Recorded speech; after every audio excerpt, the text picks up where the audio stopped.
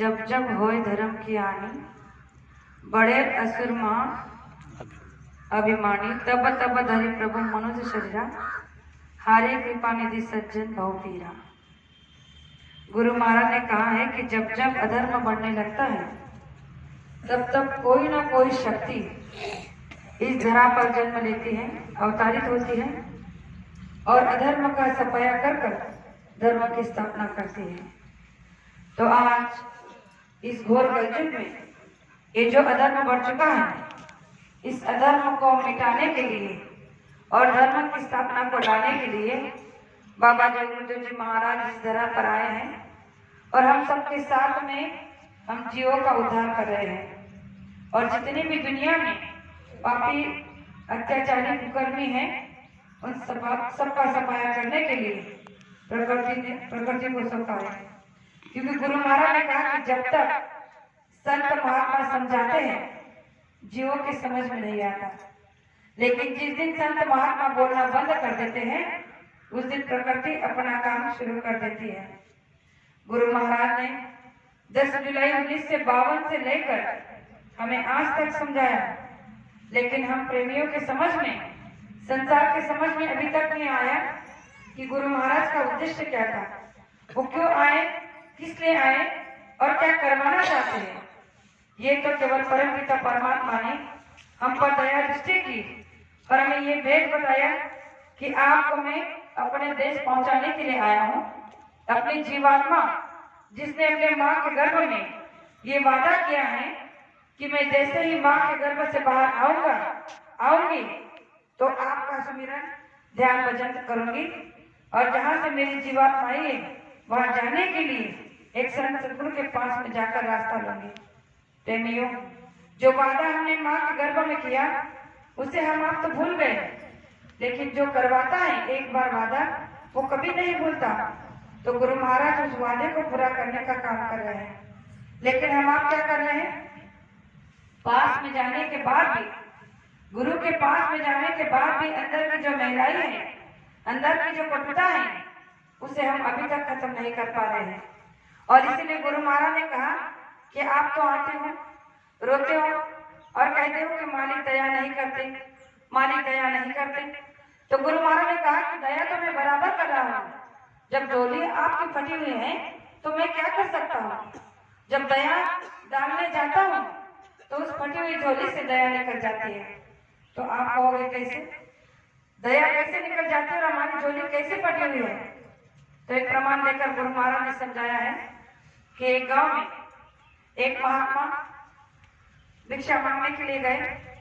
उन्होंने एक दरवाजे पर अलग जगह दी। एक बहन से कहा कि मुझे कुछ रोटी दे दीजिए। उस बहन ने आकर रोटी दी। तो उसने देखा कि कोई महात्मा है तो इनसे पूछकर कुछ ले लेते हैं। तो कहने लगे कि महात्मा जी, क्या आप मुझे दीक्षा दोगे। तो उन्होंने कहा कि हाँ जरूर, लेकिन आज नहीं कल दूंगा। उस महात्मा ने क्या कहा, आज नहीं कल दूंगा। अब इस इंतजार में, इस आशा में उस बहन ने सोचा कि चलो आज नहीं तो कल मिलने ही वाली है। जब ये महात्मा मुझे दीक्षा दे देंगे तो मैं अपने आत्मा को जगाने का रास्ता प्राप्त कर लूंगी।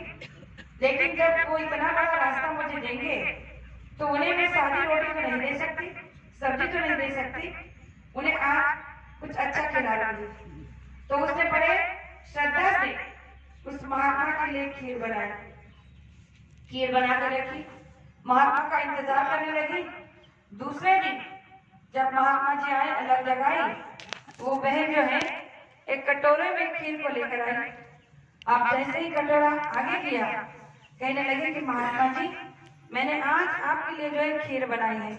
अपने कमंडल को आगे किया तो उसमें खीर डालने के लिए जब उसने अपने हाथ को आगे बढ़ाया तो उसने देखा कि उस कमंडल में जो है गोबर पड़ा है।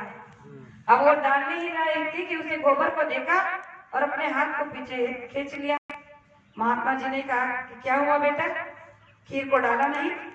कहने लगे कि कैसे डालूं, उसमें तो पहले से ही गोबर है और जब अंदर में गंदगी है तो मैं खीर को कैसे डाल सकती हूँ।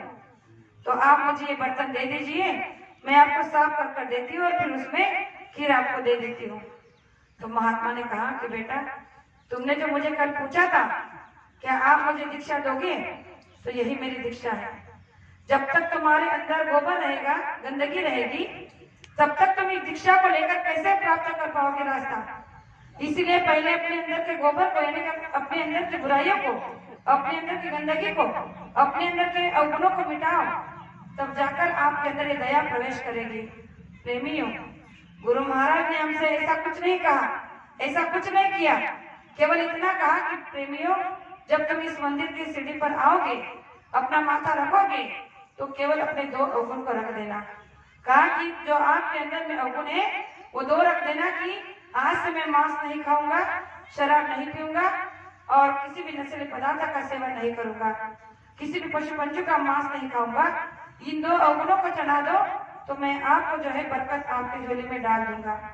हम उस बरकत को लेने के लिए गए, लेकिन अवगुणों को चढ़ाया ही नहीं। और आज रोना रोते हैं कि मालिक 30 साल हो गए, 20 साल हो गए, अभी तक दया नहीं, अभी तक भजन बना नहीं, अभी तक ध्यान बना नहीं।